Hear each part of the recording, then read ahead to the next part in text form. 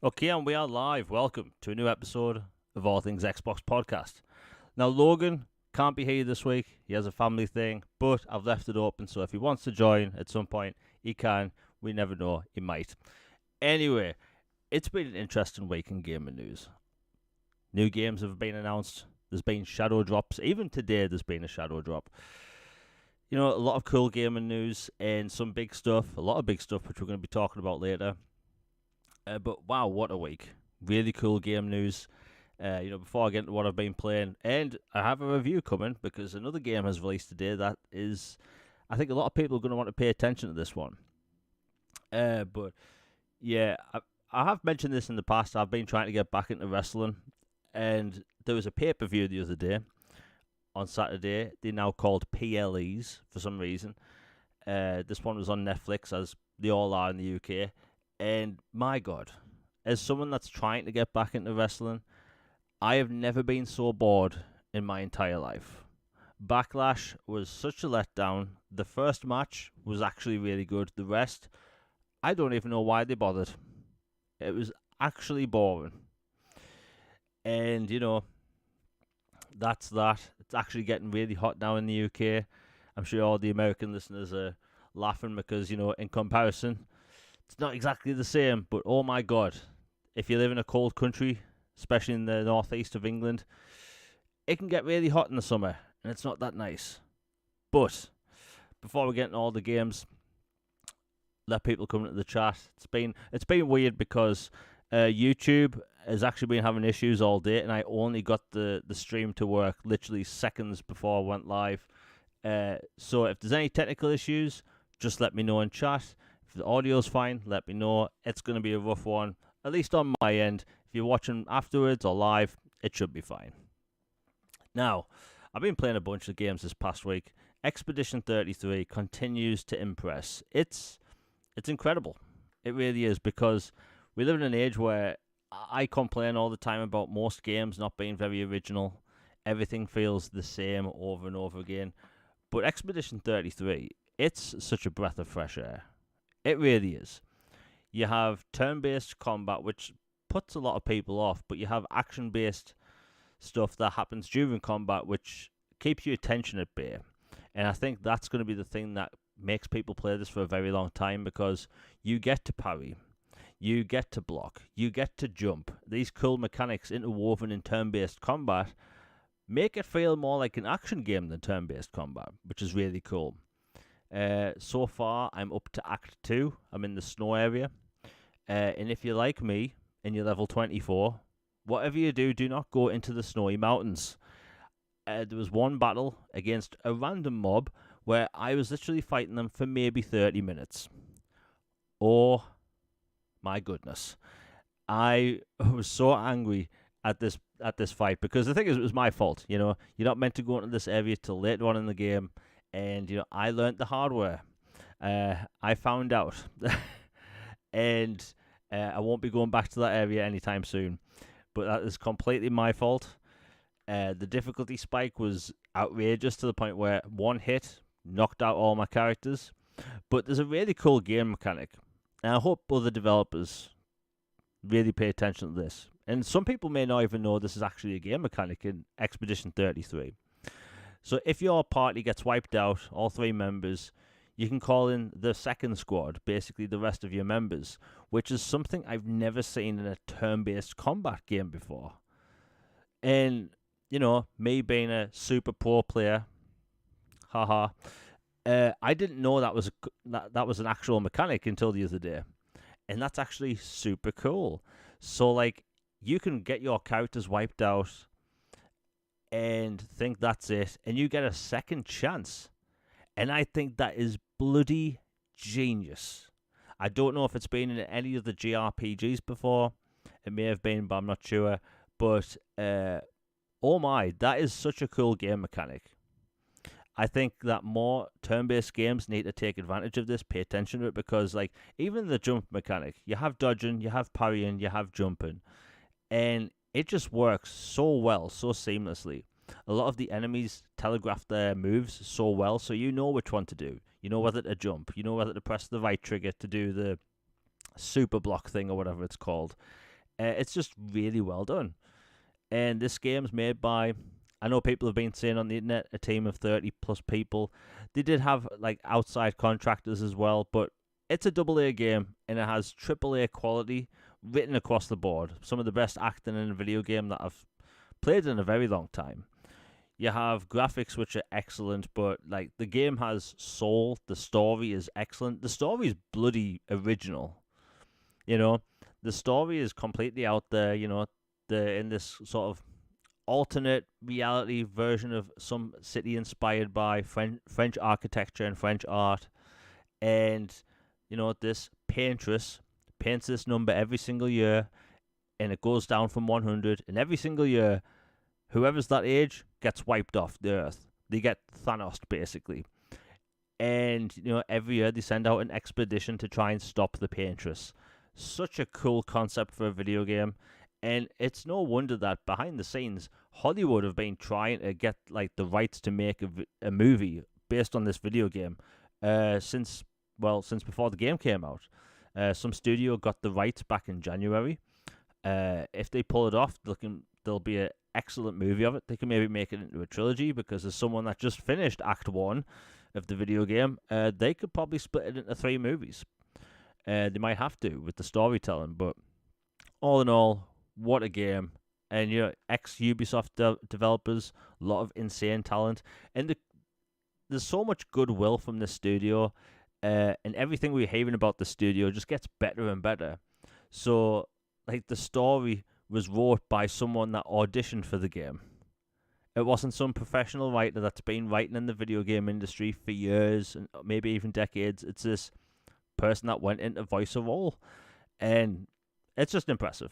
You know, at some point in every podcast, I might sound a bit down or get a bit annoyed by the game industry about how things seem repetitive and there's no risk. And this game has risk written all over it. You know, to launch a AAA style, even though it's a AA game, a AAA style game with turn-based combat. Like, turn-based combat puts a lot of people off. You know, I've been covering gaming, especially on social media, for maybe a decade now. And let me tell you, the second you mention turn-based combat, people dip out. They aren't interested. They don't want to see it. They don't want to hear about it. And, you know, I get it. It's all preference and stuff. But the second they hear turn-based combat, they don't want to know anything about it. You know, as someone that posts about upcoming games on social media, if it has turn-based combat, people don't pay attention to it. They don't even want to give it the time of day.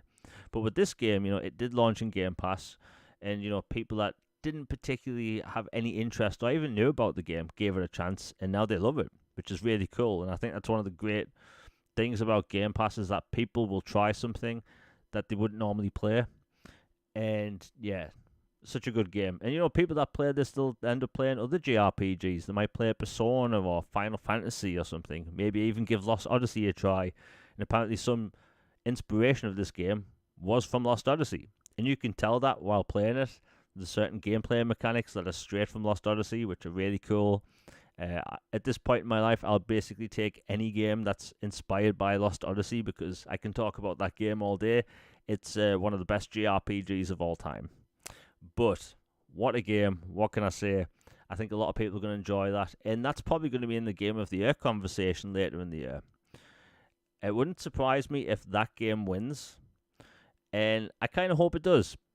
You know, I've been talking for a couple of years how, for some reason in the video game landscape, if you know, the Jeff Keighley Game Awards or the BAFTA Game Awards even, AA games rarely get any recognition for some reason. You can be an indie game that's made this tiny game where you play as a pixelated character and the game's made by one dude, and it could be up for Game of the Year. Or use some, you know, AAA mega budget $300 million game, and you can be up for Game of the Year. AA is a weird space. I never see AA games get, you know, recognized like this, which is really cool to see, because let me tell you, AA games, this might be controversial, are actually more interesting than AAA. They take more risks. They actually come out day one and they work. And overall, the quality is there. There's more diverse gameplay and story elements in these things. Like I always talk about RoboCop Rogue City. That's a AA game. A AAA developer would make that game, right? If a AAA developer made that game, it would be a linear third-person shooter or first-person shooter. It wouldn't be this hub world game design where you have this open world element in between main missions. But yeah, these devs pulled it off. I hope we see more from them soon. Apparently, they have no interest right now to make an expansion for Expedition 33, but you never know. They could make prequels about other expeditioners. They could basically do anything with that universe. And obviously, I'll talk about this game again next week when Logan's back, and obviously, I'll hopefully be on to Chapter 3 by then, because, wow. Chapter 1, or Act 1, it blew me away. It really did. And I was actually shocked by, very few games have had an emotional impact on me to the point where I'm actually thinking about the game later. I'd say The Walking Dead Season 1, Mass Effect 3, I know that's a surprise to no one, but after this game had finished, this act had finished, I literally had to sit and think about it for 20 minutes, about what I just saw, because I didn't see that coming. And yeah, for a game to do that, very few games have done that. I have to commend them for it because, wow, it's so impressive. And if you haven't tried Expedition 33, please give it a go. Especially if you have Game Pass, you have no reason not to at this point. It's original, it does something different, and I hope AAA developers take note of this. And by the way, this game launched at like $49. So it just goes to show you don't have to price everything the full $70. But we'll move on. Now, we have a review during the show today, and I'm going to talk about this game that just came out today. The developers provided me with a review copy last week. I've been playing it, and I think a lot of people are going to love it. Footage will be coming on screen any moment now, and that is the Precinct. The Precinct is I can't say it's third person, and I can't say it's isometric. It's somewhere in between. Open world police game. I've been talking about this game for months. It's basically reverse GTA. The game is set in this open city where you stop crimes. There's a main story where you play through different missions, different scenarios. You can patrol this open city on foot, in a car, or in a helicopter. And this game was developed by 4 people. All the programming, all that stuff, 4 people. And they made such a cool game. So the Precinct, you basically patrol the city at night and during the day, going through different scenarios. You have to actually figure out what crimes are going on. So you can see if a car is parked next to a fire hydrant and you have to write them a ticket. Or if a car goes speeding past down you next to the street, or next to you on the street, shall I say, and you have to, ram them off the road, maybe arrest them there and then, see if they've got any items on their body, give them a breathalyzer test, run their ID through the system to see if they've had any previous crimes.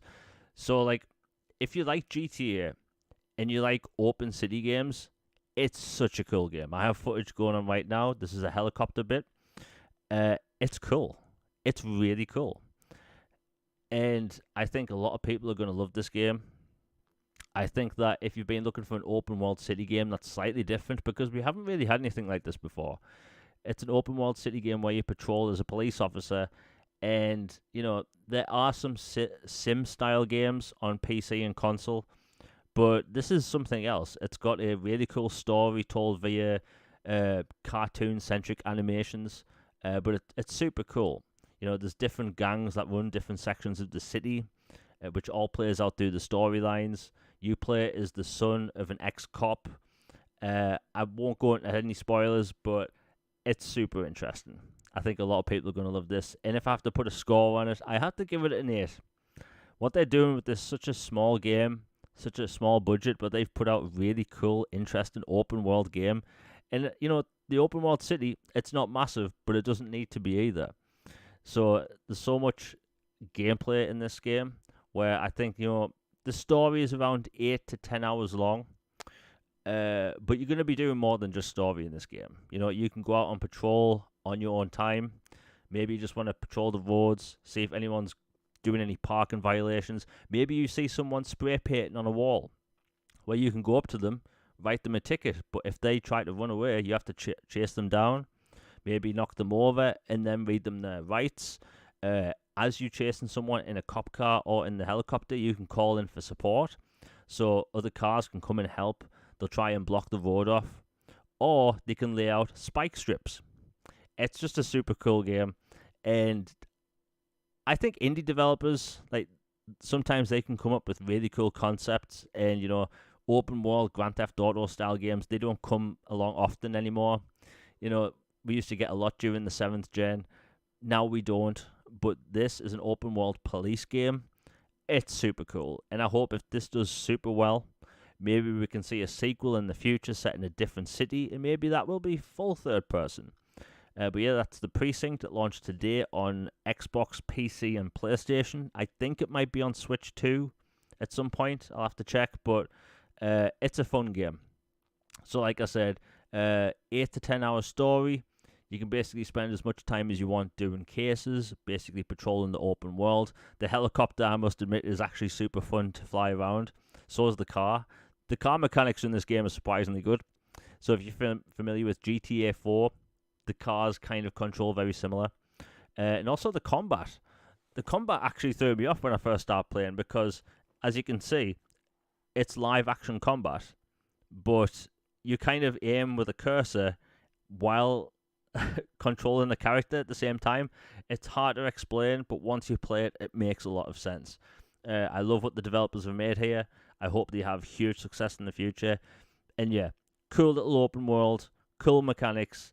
It's fresh, and like I've complained every week in the past, gaming needs more fresh ideas. And even though I do keep calling this reverse GTA, it's such a cool game. It really is. In fact, I think it's actually one of the best video games of the year so far. Anyway, so that's The Precinct. Excellent game, and if I remember correctly, I believe it's somewhere in the range of $20, which I think is perfectly fair for a game like this. Now, let's see what else we've got. Okay, so for people that own the Sinking City on Xbox Series XS and also PlayStation 5, if you own that version of the game, you get the remaster, which Shadow dropped today, completely free, which you absolutely love to see because we rarely get games like this Shadow dropped, and even for free on this level. They've done a whole lot of work in this remaster. So you have enhanced lighting textures. Enhanced lighting mechanics, enhanced textures. There's 4K textures in this game. There's even a new photo mode. People wanted a photo mode in the Sinking City, but it never got one. And it just is such a beautiful world. It screams photo mode. And it has, enhanced gameplay features such as, aiming and stuff. Things that they needed correcting in the original. So if you own the current gen version of the game, you get this for free. Now, I have been asked about this today.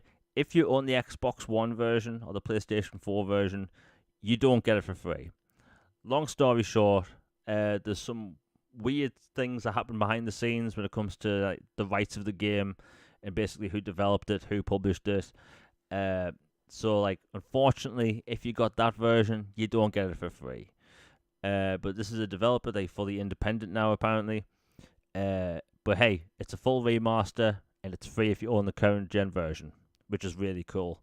And if people haven't played The Sinking City before, the best way I could describe it is it's a Resident Evil style game that's also a detective game.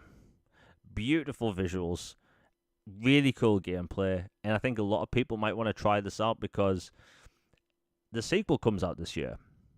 And the sequel is going to be set up by playing this. I think people will like it.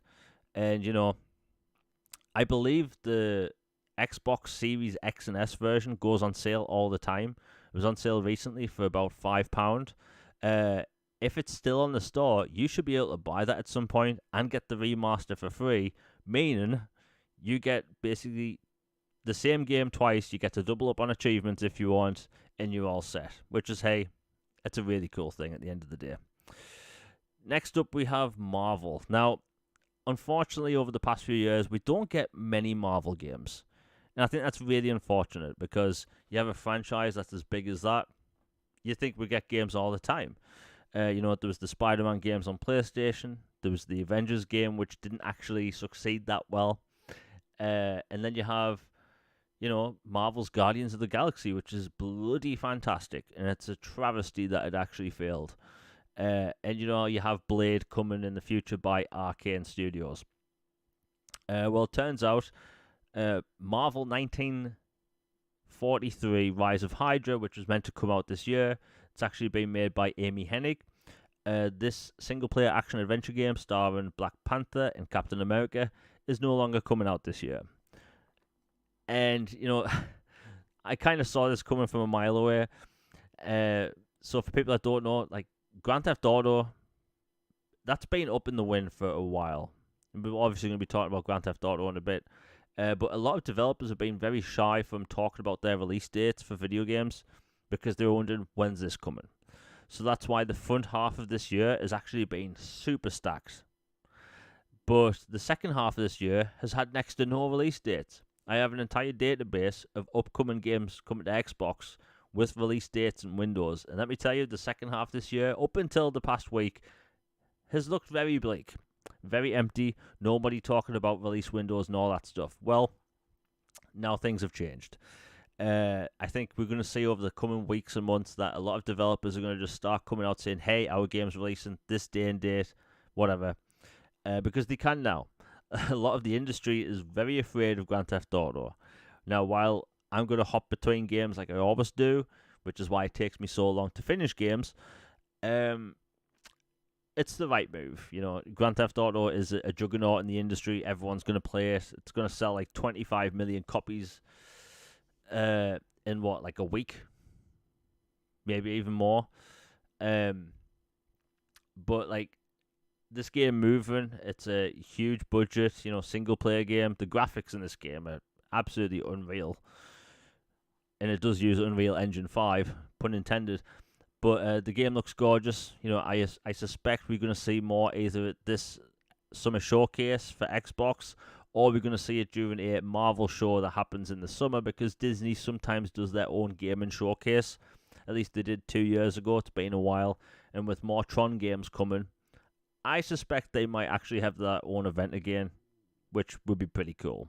And, Disney does have a lot of other games in development at the minute. So, hey, who knows? It could be really cool. But yeah, it's unfortunate because I know a lot of people are looking forward to this. And myself personally, I've been craving a Captain America game, a new one, for like 15 years. And we just haven't had it. We had Captain America Super Soldier on the Xbox 360, and that game is super hard to track down now.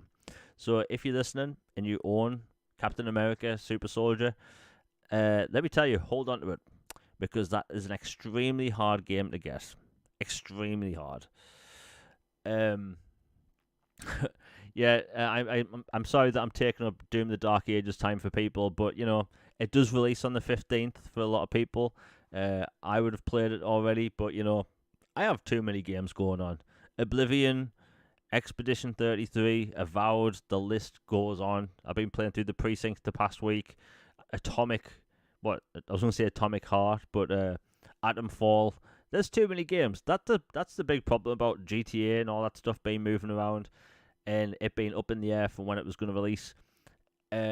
So many games have came out these past few months that I don't see an end in sight for any of these games. I'm going to be playing Oblivion for the next 4 months, probably even longer. I'm lowballing it when I say 4 months.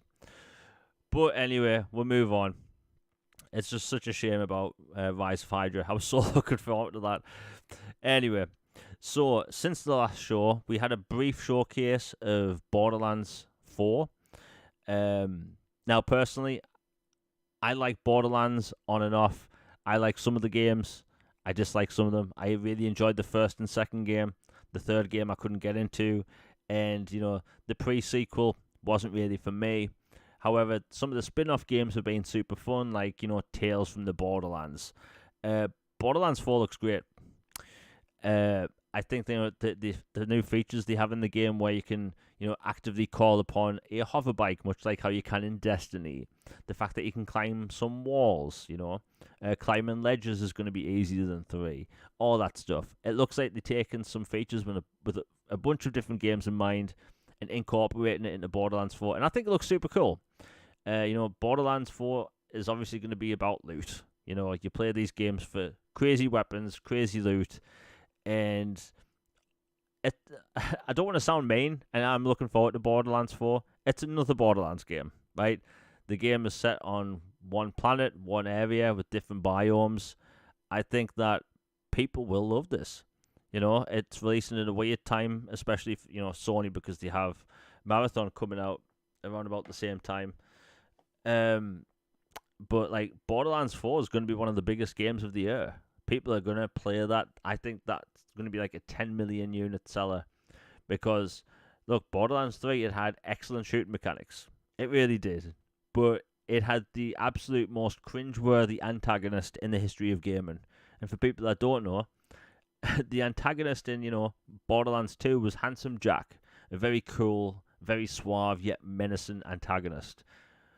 Borderlands 3, the antagonist were these 2 TikTok and Instagram people, and it was super cringe what they were doing. They're trying to chase this trend where everything in the news was about, Instagrammers and influencers, and they were trying to chase that, and it just didn't work. It was super cringe.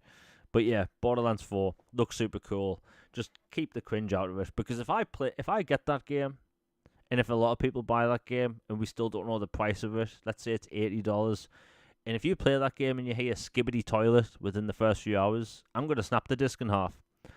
I don't want to hear any of that nonsense in a video game. It's stupid. Maybe this is my old man yells at cloud moment, but hey, it is what it is. You know what? We'll talk about this quickly because it's actually going to affect people on all platforms, really, unless it gets announced for, Switch. So Arc Raiders. Now, I personally have been wanting an extraction shooter on Xbox for basically ever. Long story short, I've been really wanting Escape from Tarkov to come to console, but I kind of accepted that it won't. There's too many controls for that game to get working on a controller. For long story short, people can actually move the gun individually from their body in that game. Well, you can do that with key bindings on a keyboard, but you can't really do it on a controller. So, like, I've been looking like a starving person, a thirsty person in the desert. And extraction shooters on console are next to non-existent. You have 2 games that are out at the minute, both of which aren't that good, I'm afraid. But Arc Raiders has been in development for years. It's the same developers behind... oh my god, the name's on the tip of my tongue. There's a first-person shooter out at the minute made by ex-Battlefield developers, and it uses destructibility. It looks super cool. Well, this has also been made by ex-Battlefield devs, and Arc Raiders, it looks phenomenal. I think that, people have been wanting an extraction shooter, especially on console. This is going to be pretty huge. The inventory on console will work with a controller with that game because it's super easy. The third-person combat looks super great. The finals, that's it.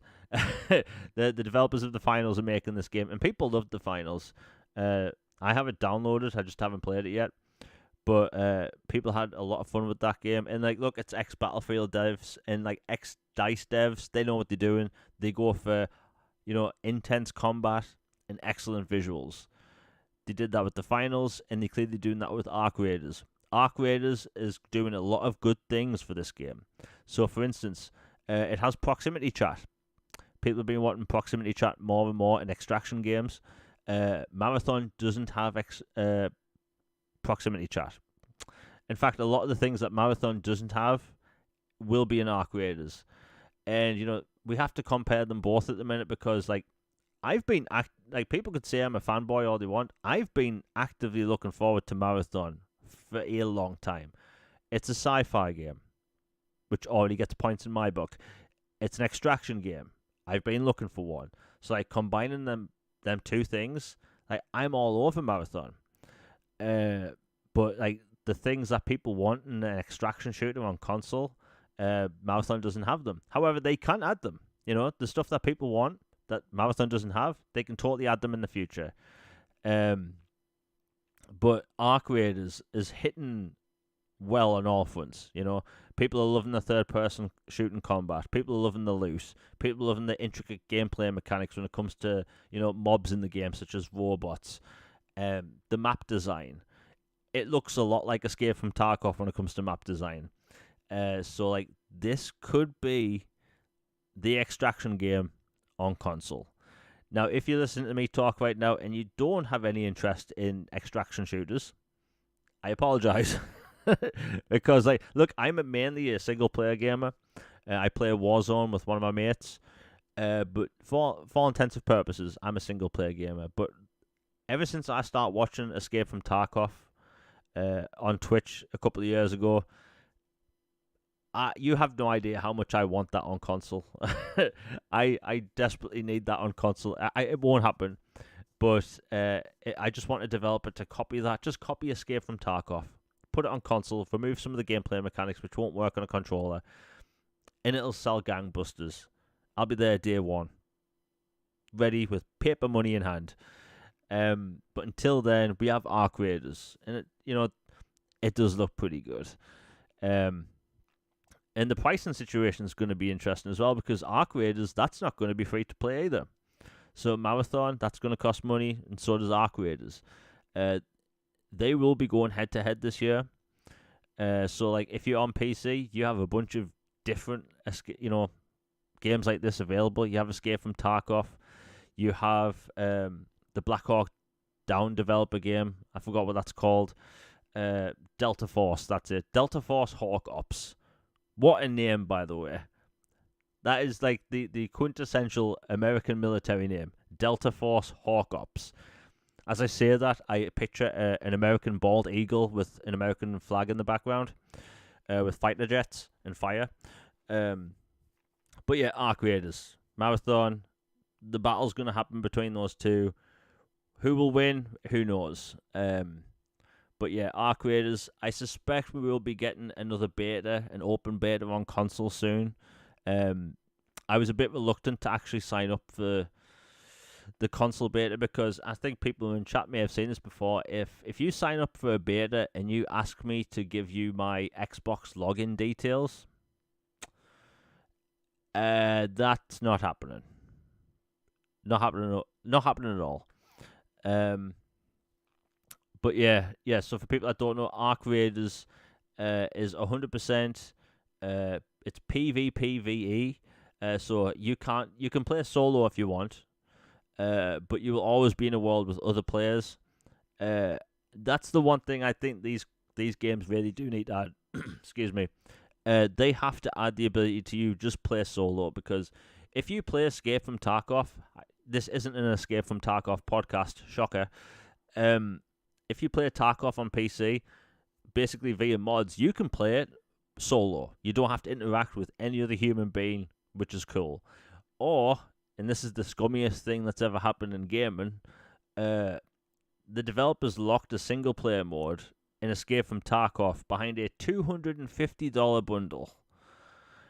So yeah, if you want to play Tarkov single player, you can, but for a price. I think these games should really add a single player mode, get people invested in extraction shooters, because most people don't even know what an extraction shooter is. You hear me talk about them week to week because I'm desperate to play one on console that's good. But outside of that, most people haven't been exposed to them. Maybe you watch, Escape from Tarkov on Twitch now or then. But other than that, you've probably never heard of it. People are talking about Arc Raiders. Do you know why? Because they're desperate for a extraction shooter on console that plays good and is actually good. The two that's on console right now, I won't name them, but they are terrible. Absolutely terrible. But yeah, Arc Raiders, huge success out of the gate with its beta. Hopefully they'll do an open beta soon where you don't have to, sign away your life and pay via blood diamonds and shit. I'm trying not to swear at the minute. I'm trying to deal with a very hot room and no fan on. So, it is what it is. Mafia the Old Country got a brand new trailer, and if people haven't watched it, honestly, one of the best new trailers in a long time. And you know, this game is the first one to move to Unreal Engine 5. It is clearly using it. It's a gorgeous game, has a slower, more intense, heavier combat. Uh, Honestly, we haven't had a Mafia game since 2016, I believe, when Mafia 3 released. This game looks excellent. It really does. Now, we haven't been told the length of the game, but one of the interesting factors about this game, and I think a lot of people picked up on this, is the game's price. This game's coming out in August 8th, and it's going to be $49.99. Now, in a time where a lot of developers are now starting to charge a lot more for video games, $49.99 for a AAA third-person shooter action-adventure game where they did say this is a linear game, that's very promising. I think that's a very good price. I think a lot of people will see that and be very enticed by it because, look, I've been saying for the longest time, I think $70 is way too much for video games. I think $50 is completely fair. I think that, you know, 60 at a push is fair, and I think 70 is a bit egregious. Any more than that, I think is just terrible. But $49.99 is perfect. If I remember correctly, in the UK, Space Marine 2 launched at $49.99, and people were actively talking about, hey, you can play this really cool shooter for a really good price. But the thing that shocked me most about it with its price is that this is the same company as GTA. You know, Take-Two, 2K. I never expected them to do a variable pricing with their video games. And it just goes to show some of the biggest, most egregious publishers in the business are actually willing to do this, which you love to see.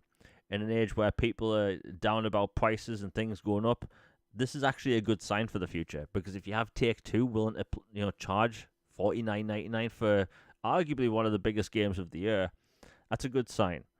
And when it comes to the game being linear, honestly, I think the game being linear is completely fine. For people that don't know, Mafia 1 is an open world game with a linear storytelling. So there's nothing actually you can do in the open world environment. You just go from mission to mission. The open world is basically a fancy backdrop. So like, it felt like a waste back at the time. Same with Mafia 2. And I loved Mafia 1 and 2, don't get me wrong. But those games were very much linear. Same with LA Noire. You know, linear game, open world. But them doing linear storytelling and linear world, I think that's completely fine. The game looks fantastic. Again, it comes out the 8th of August, I believe. What can I say? Heavy third-person shooting combat. There's cars you can drive. There's horse riding stuff. There's clearly big action set pieces and fight scenes. And it's very cinematic. And again, we haven't had a Mafia game since 2016. What can I say? I'm super impressed. And the funny thing is, all the rumors about this game turned out to be true. There's been rumors about it being set in the early 1900s for about, I want to say, 5 years. Which characters, where it's going to be set, all that stuff, the game length or game price, all of it was basically true. Who would have thought? But yeah, Mafia looks fantastic. If you haven't seen the trailer, highly recommend it.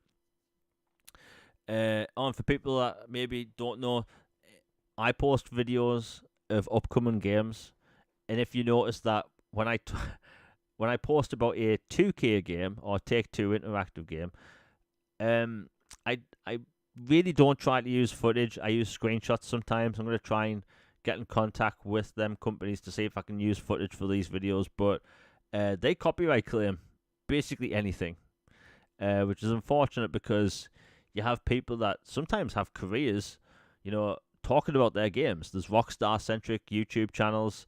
I have no idea how they can talk about that content without getting copyright claimed. But it is what it is. Anyway, so the big one, or one of the big ones, Grand Theft Auto. Now, since the last show, Grand Theft Auto got delayed to May 26, 2026.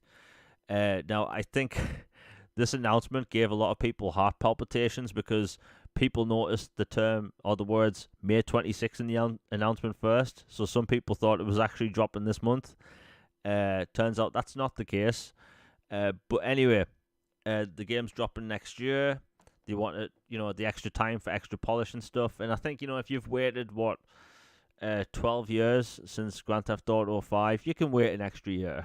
It's a bit disappointing, I get it, but let me tell you, there's publishers that are, let's say, extremely happy that this game got delayed.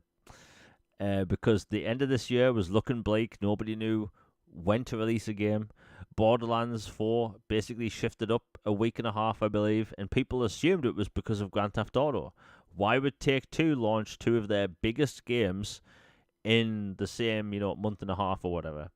Randy Pitchford came out and said that's not the case. They just, they're ready earlier, which is great. But yeah, Rockstar moving their game to next year, it does sting a bit. It really does. But I think when it comes to Rockstar, you're going to get a good game. And time again, I get it. I sound salty every week when they get brought up because, look, I know I'm not going to get expansions. I know this. I know that I'm not going to get, Undead Nightmare 2 for Red Dead Redemption 2.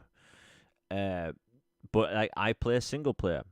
I don't want to get GTA Online slop for a decade. And, I'll admit that. But I'm not going to lie. When I saw that trailer, and they dropped the trailer, I believe, 2 days after they delayed it, completely out of nowhere. This trailer blew me absolutely away. I've been so down about Grand Theft Auto 6 for months now, and I saw that trailer, and I felt like how I did back in 2002, 2003 with the Vice City trailer. Grand Theft Auto 3 came out back in the day, blew everyone away because people were like, wait, we can have this 3D city where you can exit your vehicle, run around and do stuff. And then a year later, we got Vice City, which was a better game and set in the 80s. Well, I had that exact feeling watching this trailer. Absolutely blown away. And, the landmass is clearly huge. Clearly.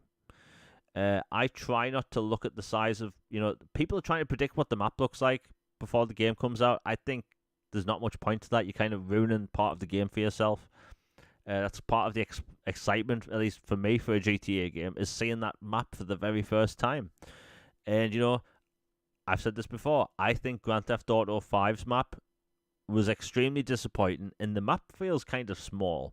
Maybe it's because I've drove across it end to end 5,000 times, but the map in Vice City in GTA 6 looks like it dwarfs GTA 5's map. In fact, people are now theorizing that this game not only has multiple cities, but has multiple major islands, because people have noticed a poster in the background of one of the trailer shots that there's clearly Vice City, or the state that's meant to be Florida in the game, and there's another island next to it. So people are theorizing that is Liberty City. I don't know if we're that lucky in life to get that, but clearly something's going on because, again, the different areas in the game, the different areas in that trailer, something doesn't add up, right? The landmass in this game has to be huge, absolutely huge. But I'm happy to go back to Vice City. I think the only way you'd make this game better is if you have it set in the 80s again. Because that music is just stellar. But yeah, GTA 5's trailer impressed me back in the day, but 6, this is leagues better than I would have thought it would be like. I was looking forward to Grand Theft Auto 5 back in the day. I knew it was going to look good. And, I'm not going to lie, I was there day one. I was hyped for it. I found the story a bit underwhelming. I found the map kind of small. This, I'm so excited. You have two protagonists this time around. You have Jacob and you have Lucia. Nobody has any problem with those protagonists, by the way.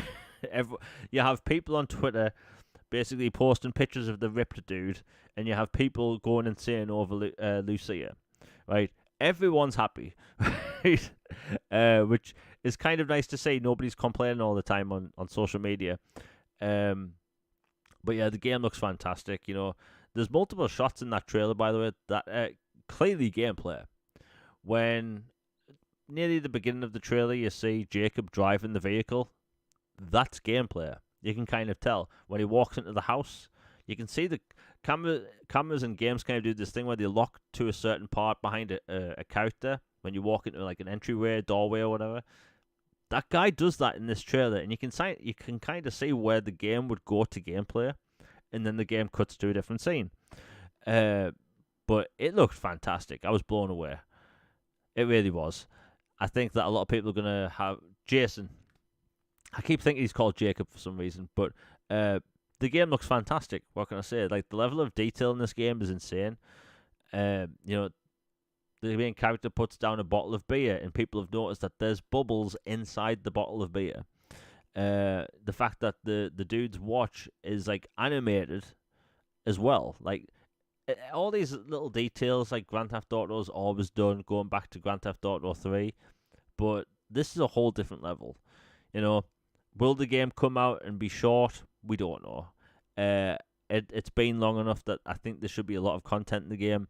My only worry is that, Grand Theft Auto 5, I feel, is a very short story. You can do it in about 20 hours, and I'm being generous there. I feel that if people have waited all this time, and the main story isn't as long as Red Dead Redemption 2, or even longer, I think people are going to lose their marbles. Because the perception is this game has been in development since 2013. This game really started development since 2018, like the bulk of the development. So like, we aren't going to get this game that's been in development for 12 years. We're getting a game that's been in development for like 7, 8. But either way, I'm happy with the trailer, and the fact that trailer got me so excited. It gives me a little bit of hope, because I've been super down on Rockstar for so long. And yes, people can say it's bitter.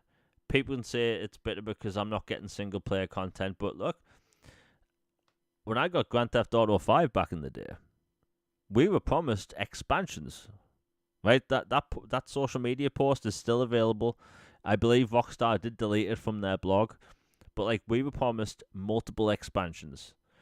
And then what did we get for a decade? Multiplayer expansions. Multiplayer slop.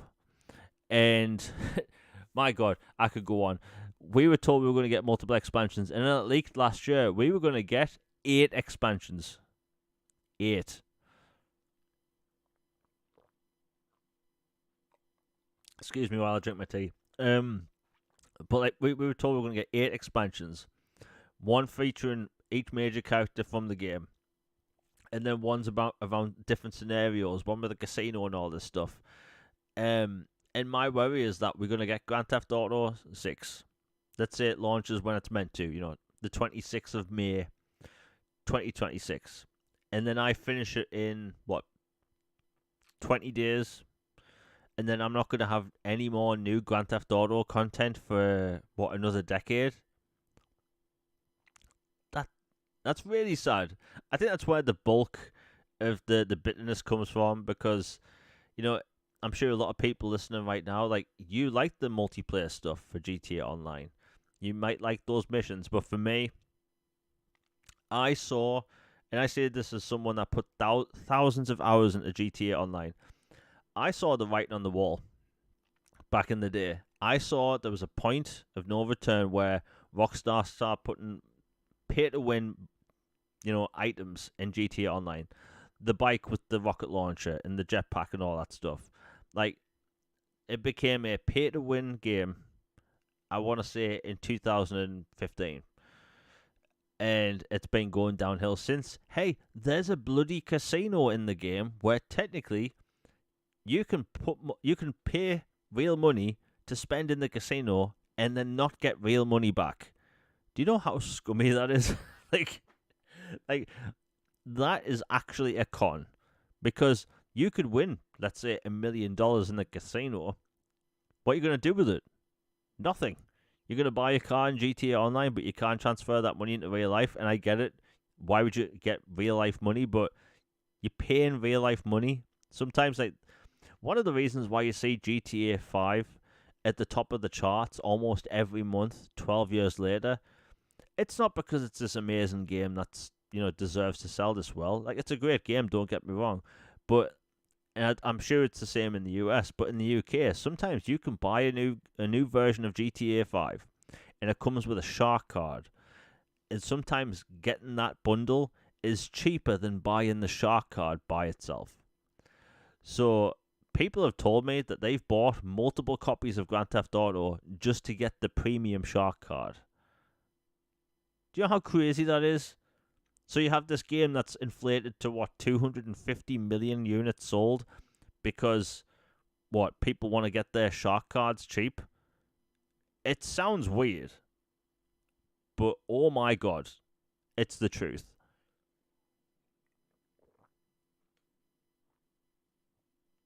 I do hope we get to a point though that some point in the future we can get multiple games from Rockstar every generation again. People have been talking about Grand Theft Auto 4 today and yesterday that, Grand Theft Auto 4 might actually get a port. Not a remaster, a port. Now, as you may know, on Xbox right now, it is backwards compatible. You can play it. In fact, it's 60 frames per second, which is super cool. But, like, this being listed as a bare bones port, it's just disappointing. Remember back in the 7th generation, and I swear to God, every single week on this podcast, there's some sort of, reminiscent time about the 7th gen, but, like, look at that generation. We had a table tennis game out of the gate. Just randomly by Rockstar, a table tennis game. We had Midnight Club Los Angeles. We had L.A. Noire, Red Dead Redemption, Grand Theft Auto 4, Grand Theft Auto 5, Max Payne 3. We had Bully. And now, I don't like the idea that we get one Rockstar game a decade. Maybe I want too much, but hey, it is what it is. But yeah, that's Grand Theft Auto, and it coming out in 2026. The trailer looked great. I'm not gonna lie. Now, is Quake returning? This game's kind of been on a lot of people's tongues lately because, like, Bethesda, they are a absolutely huge, huge studio, or a huge group of studios, and it turns out Microsoft has actually trademarked a few names. So, ZeniMax Media filed trademarks on May 6th for Wolfenstein, Deathloop, Quake, and Dishonored. Now, if you put this next to the leaks that happened 2 years ago when the FTC court case was happening, a bunch of these names were listed on that document. So it looks like we could actually see a brand new Wolfenstein, Dishonored, Deathloop, and Quake announced maybe in the foreseeable future. A new Wolfenstein game is it's been kind of out there and leaked maybe for about a year and a half that there is one in development right now. Machine Games is a big enough studio that they technically could make more than one game at the same time. So while they did an incredible job with Indiana Jones, and if people haven't played it yet, my God, I don't know why, it looks like we could have a new game announced. They are making an expansion at the same time for Indiana Jones. The team behind Dishonored are also making the Blade video game, which I'm sure it's going to be great. But it looks like Bethesda's been cooking, I think Quake is the interesting one because I think for Quake to come back, and I've been saying this for a few years, you'd need id Tech and id Software to make this game because they've clearly knocked it out of the park with Doom: The Dark Ages. My Twitter feed and YouTube feed is it's all Doom. People are loving Doom. People are loving the new style for Doom. The laser winged dragon, the giant Pacific Rim sized robot. So people are loving this game. And for me, I think that the only way you could bring back Quake is if you do a Doom 2016 style reboot. Completely fresh, make it seem new again, get people excited for the franchise. Because, like, look, Quake to a lot of people isn't really a franchise they're familiar with. You know, they've heard about it because it used to be big in multiplayer back in the day. But for all intents and purposes, Quake has kind of been out of the limelight since, what, Quake Champions in 2017, 2018. If they can do what they've done for Doom, give it an interesting story, because it's already set in a really cool sci-fi world. If they can do that for Quake, they could make Quake a household name again. So, you know, whereas Doom, it's heavily leaning into single player at the minute, I can see them, you know, also doing a single player campaign for a new Quake game, but also leaning into the multiplayer. Multiplayer was also the thing, you know, it was the main thing for Quake. You have super fast, intense gameplay with, you know, time to kill ratio was very low. You could get someone in basically 2 shots with a rocket launcher. Well, they make that new again, because the thing that made Doom 2016 work, it wasn't the fact that it was just a good game, right? It felt like you were playing the original Doom, but all fancy graphics with fancy new enemies and stuff, you know? Because if you take the original Doom game and you take the one that came out in 2016, the gameplay loop is exactly the same. You find a red door, you need to get the red key card, you find a secret door where the key's hidden behind after defeating a bunch of enemies, and that's your gameplay loop for the entire game. And it works. And it worked in, you know, Doom back in the 90s, and it worked in Doom 2016. And, you know, we've seen how they've evolved that game over time. Doom Eternal was such a huge jump from Doom 2016 when it comes to gameplay design, map design, and the overall story. Like, what they were doing with the story in Doom Eternal, nobody could have expected that after Doom 2016. But they surprised people. They had vertical gameplay with the grappling hook, vertical platforming in a Doom game, and it somehow works. And then you have Doom the Dark Ages, which, again, it has a laser-winged dragon and a Pacific Rim-sized robot. And it's a prequel about a medieval war in hell. It doesn't make sense, but it's great at the exact same time. And hopefully they can do that for Quake as well. id Software, they are a pretty big team, so I could imagine that they've been making Quake at the exact same time as Doom. And, you know, Quake was on that list back in the day, I believe. So, like, for all intents and purposes, we could see a new game from id Software every couple of years. You know, Doom the Dark Ages, for people that don't know, that has a single-player expansion coming. They didn't say when it's coming, but it's coming. And if you got the Deluxe Edition upgrade or the Deluxe Edition, you have that already. So if you, you know, download the code or whatever, you're going to have that whenever it comes out. I suspect it's going to be the end of the year. But people should be set. It looks like Bethesda's cooking. They have a bunch of cool new games in development. I mean, the Xbox Showcase is just around the corner, and they've proven that they can surprise people. So who knows what we're going to see over the next months or so. Anyway, we'll move on. Now, for people wondering why I keep taking these little weird pauses, because I'm having to write timestamps at the same time as, you know, moderating chat and trying to read what's going on. Anyway.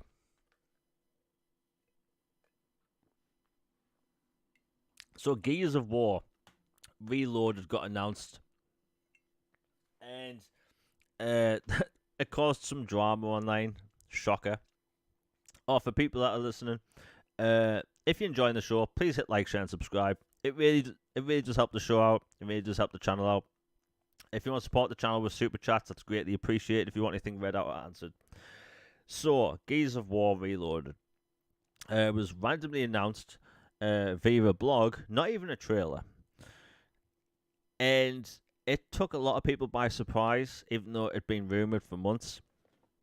And, you know, this game is coming to Xbox in August. It's also coming to PC. And the thing that surprised a lot of people, PlayStation.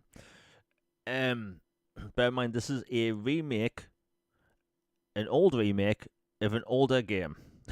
So, like, people online obviously lost their marbles. But what can I say? Excuse me for a moment. I think my mic's acting up. There we go. So people lost their marbles online, as predicted, but I'll go over a bunch of the details because I've got it all listed here. So, Gears of War Reloaded, when it launches on Xbox Series X and S, will have 4K resolution, 60 frames per second in the campaign, 120 frames per second in the multiplayer, high dynamic range, that's HDR, Dolby Vision, and 7.1.4 Dolby Atmos, 7.1.4 3D spatial audio, variable for refresh rate, 4K assets and remastered textures, enhanced post-processing visual effects, improved shadows and reflections, super resolution with improved anti-aliasing, 0 loading screens during the campaign. Now that is a lot to digest because like Gears of War Ultimate Edition is what this is basically. It's a fancy version of Gears of War Ultimate Edition. And Gears of War Ultimate Edition is a remake from the ground up of Gears of War, which launched in 2006. That game, it had fancy new graphics. It had completely new redirected cutscenes. So the only thing that they were using from the original Gears game was the level design and the audio. And what they did with that version of the game, it was fantastic. In fact, it even has the expansion, or I should say the missing chapter, which was only in the PC version. So you had a lot of content there, and I believe when that launched in the US in 2015, it was $39.99, which was actually a good price. Now, this is going to be that, which we've played before, but it's got all these new fancy things, and it's going to be $39.99. Unless you owned it digitally on Xbox and PC, then you get it for free, which is super cool. So yeah, you may want to check. Unless you're like me and you thought you owned it digitally, it turns out you have the disc.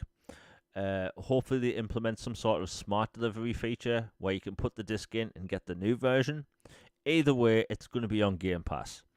Now, the funny thing about this is that when the Xbox Series X was first introduced or first announced at the Jeff Keighley Game Awards, about a month later, Digital Foundry were talking about how, what this new Series X console is going to do.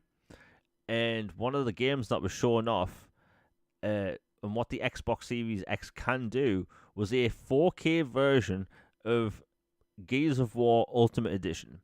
So I don't know if they've been sitting on this for a very long time or whatever, but yeah, something doesn't add up. But either way, for people that don't know, Gears of War Ultimate Edition back on Xbox One was actually 1080p 30 frames per second. This one is going to be 4K 60, and if you're in the multiplayer, 120 frames per second. So you're getting the best of both worlds. And I finished Gears of War Ultimate Edition again. I want to say about 4 or 5 months ago. I might be about 6 months ago. Yeah, 6 months ago. Excellent game. It really is. I mean, you can't really fault the first Gears game. It's got those horror elements where you're going through it's kind of like an oil refinery type thing. And that game basically becomes a horror game. So you go from fast-paced third-person action with these huge enemies, and then you have wretches running around, but you also have horror moments, which I think really separates acts 1 through 3 so well. And this is going to be a lot of people's first Gears game. It will be interesting to see what the multiplayer is going to be like, because you have Gears fans that have been playing since 2006, and their wall bouncing techniques is scary accurate. I've never been one for Gears of War multiplayer outside of Gears 2. But hey, I think Gears fans were eating well. Gears of War E-Day, which was teased last year. And remember, before last summer showcase, the rumor online was that we were going to get a Gears of War collection. And then what did they show us? Gears of War E-Day, an Unreal Engine 5 prequel about Emergence Day. Emergence Day being arguably the most interesting time in the entirety of Gears of War lore. And that game looked damn good. So this is going to give us a little snippet of what's to come, but it's a game I've fundamentally already played twice. But hey, double up on achievements. Why not? I know I'm going to play this game for the achievements. And honestly, I'd love to play this game at, 4K 60, all that stuff. And obviously with HDR. Before we continue, we have the first super chat of the day by Lad. Thank you very much for the £5. He says, cheers, elusive, fantastic podcast and chat as always. That's greatly appreciated. Sometimes it's a bit difficult doing a solo show because I have to do timestamps on my phone. I have to check my chat. I also have to respond to chat. I also have to deal with the stuff I'm getting on Twitter. Not gonna lie, it's a bit exhausting because when Logan's here, when he talks, that's when I do all that stuff. But hey, the £5 is greatly appreciated, and whenever people super chat money to the channel, it's greatly appreciated, and it goes back into the show. I have a lot of cool things planned for this channel, some super cool things which I can't talk about yet, but I think people are gonna bloody love because it's so refreshing and kind of risky. But anyway, it's greatly appreciated, and thank you for the £5, lad.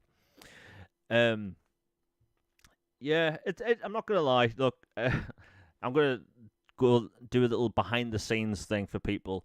Online people know me as this, like, I'm a positive guy, right? I love gaming. I think too many people, spend too much time arguing online about video games. People get in their feelings about it. Some people get like actively angry and bitter about video games. Video games is like this escape for a lot of people. It's an escape for me. For people that don't know, like, I'm not going to be sappy for a long time, but bear with me. Like, I lost my dad in 2020 due to cancer. He fought a long battle and, lost in the end. It was pretty gruesome. I won't go into detail. But like video games was a huge escape for me, and that was in 2020. Normally, no matter what problem I have, I go to the pub with my mates, right? Be it a relationship has ended up bad, or I've just had a crappy day. You go to the pub with your mates, and that's how I've always done this, right? But when the lockdowns happened in 2020, I couldn't do any of that stuff. I couldn't spend time with my friends. So like I had to process like losing my dad, basically by myself, right? I was like, look, my tweets are obviously still there. I was like saying, hey, this new game's coming out soon and stuff. I was putting out videos going, hey, the Xbox Series X looks super cool, right? But honestly, I was by myself, right? Stuck in the house because I get sick all the time anyway. I think my white blood cells just don't really try anymore. For some reason my thing's flashing. Okay. Sorry about that. But like I was stuck in the house. I couldn't even celebrate my birthday that year. And oh yeah, it was my birthday 2 days ago, which was nice. But yeah, I lost my dad. I couldn't celebrate with my friends right for my birthday. I couldn't grieve seeing my friends. I couldn't go to the pub. So I played video games. Played video games more. I delved into universes, which I love. Like, one of the reasons why I talk about Mass Effect so much, and maybe too much, I love that world. Like, I love Stargate, I love Star Trek, I love Star Wars, but, like, that Mass Effect universe for those 3 games, like, my God, like, the second I put those games on, I am sucked out of this world and put into a different world, right? I am on the Normandy. I'm talking to Liara at every given opportunity. I'm Commander Shepard, and I bloody love that trilogy. And that's what helped me get through that time. Video games, and to see people online, all they do online is get super angry and bitter online about video games, and I think that's just the wrong way to go about it. It's like, yeah, sure, people don't like the whole multi-platform stuff, or maybe some policies Microsoft, Sony, and Nintendo are doing, but at the end of the day, we spend time online, talking about these video games, these upcoming games. And then what happens when these games come out? People talk about the next upcoming game. And it's one of the reasons why on this channel, other than focusing on upcoming games, one of the things I like talking about on this channel at the beginning of the show is like what we've been playing. Features in upcoming games. Things that are coming to games that are already out or coming soon. because too many people don't enjoy this hobby. You have too many people that get really angry, and I won't mention names, but if you're online a lot, you've probably seen people over the past year and 5 months that online they've clearly lost it, right? Taking things personally, personally attacking others, and I look at the gaming space in general. I post gaming news on a daily basis, and I get extremely bitter replies, calling me all sorts, just because I prefer Xbox, right? It's just video games. It doesn't matter whether you play on Xbox, Nintendo, PlayStation, or Steam, or PC. We all play the same crap at the end of the day, right? Most gamers play the exact same games every year outside of a handful of games. And those are the games that people argue about. That just doesn't... I just don't get it. It's just so backwards. But hey, unfortunately, there's nothing I can change about that. And thank you for the birthdays in chat. Honestly, normally for birthdays, I like to not do anything on my birthday. I like to preferably spend it alone, right? And then the weekend after or the weekend before, I spend with my mates, which I really need to get sorted at some point. But yeah, gaming. People need to take the time and actually enjoy it more rather than just arguing constantly online. It's sad, really. It happens all the time. We see it on a daily basis. Anyway, I'll move on. But yeah, where are we at? Okay, Fallout. I've been talking a lot about nothing. So Fallout's gotten some interesting news because, Fallout, the TV show, started, I want to say last April. I'll have to check. April 2024. And people loved it out of the gate, saying it's one of the best video game adaptations. And, it got renewed for a season 2, I believe, before the first season finished. Or before people even finished watching the first season. And, Fallout became such a huge topic. That Fallout 4 in the UK and most of Europe was number one in the charts. At that point, an almost decade-old Fallout game was trending online at number one and selling at the number one spot, which blew my mind, right? Fallout 76 got a new expansion. I think there's more stuff on the way. So, Fallout had this huge wave of popularity, and all because of this TV show. Same thing happened for Cyberpunk 2077 with Edge Runners on Netflix. But Fallout's having this really huge, turnaround in media, and it had its next gen upgrade last year, which I've been playing. Phenomenal game. And it was just announced last night that Fallout Season 2 debuts this December on Amazon, which is really cool.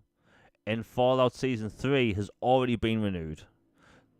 Sorry if people can hear the motorcycle go past my house. But this is huge Fallout news for people. Because one, and I don't know if it's just me, I am absolutely sick to death of this whole 2 years in between TV shows. Right? I've found it so off-putting that it's one of the reasons why I don't even watch most modern TV shows. 2 years in between TV show seasons is an absolute joke, and I don't know why are people okay with this. It's tiring. It's killed off hype for TV shows. It's made me not even want to watch most TV shows. So it's I don't even know what to say. I think it's egregious, right? It doesn't take 2 years to make a TV show. Anyway, it's a rant for another day. So anyway, Season 3 has already been confirmed. Now, what's that got to do with video games? Well, in the FTC court case leak, which is a legit thing, and it happened last year, it turns out that Fallout 3 Remastered or Fallout 3 Remake was also on that list. Why am I talking about this again? Because Oblivion was also on that list, and Shadow dropped 3 weeks ago, blew people away. The game looks great. For people who haven't played the Oblivion remaster, I'm so jealous for people that have never played Oblivion because that game is done so bloody well. So well. The visuals, the fact that they've made the game not only look better, not only play better, but it also retains its original charm, which I think is basically the most vital thing for that game. You know, that game screamed, "Hey, look at me! I'm 2006, a Bethesda game." In that game, the remaster still does that, but it looks fancy and new and plays better. And my prediction for the past year is that they are going to drop the Fallout 3 remaster alongside the TV show. So if the timeline looks as realistic as the leaked list 2 years ago, we could potentially see Fallout 3 remastered launch later this year. Now, I can totally see this happening. You know, the Fallout TV show did so well, and Fallout 4 and 76 sold so well after the TV show that Phil Spencer and other people at Microsoft, they were like, "Hey, we have to get more Fallout games out." You know, realistically, we aren't going to get Fallout 5 till 2032. That's such a futuristic sounding year. It sounds scary, really. But, like, they want more Fallout games. If anything, if I was Microsoft, I would put together a studio specifically for Fallout. You know, before we continue, we have another super chat of the day. We have the first one by, thank you for the $5 by Nick. Was it Nick the Horror? It's actually, Nick Wendland. Sorry, your name's blocked out here for some reason. He says, "Hi guys, Doom the Dark Ages is fantastic. I'm about halfway through it. Wow." Yeah, I have heard it's got 22 missions, I believe. I don't know how people work through games so quick, but I'm happy to hear about Doom. I'm not going to say Doom the Dark Ages looks fantastic. It launches on the 15th for the regular version. I mean, honestly, I think this looks like it could be the best Doom game to date. I really do. I think that, you know, when it comes to Doom, they've gotten better and better each time. And, you know, we had I know a bit of a tangent, but thank you for the $5, Nick. Doom was a franchise that was disappeared. You know, we had Doom 3 in 2005. It was either 2004 or 2005. You know, we didn't have a Doom game from then till Doom 2016. Right? It was such a dead franchise for the longest time because id Software were dabbling between, you know, Rage and I can't remember the other game, but like they were all over the place. Doom and Rage.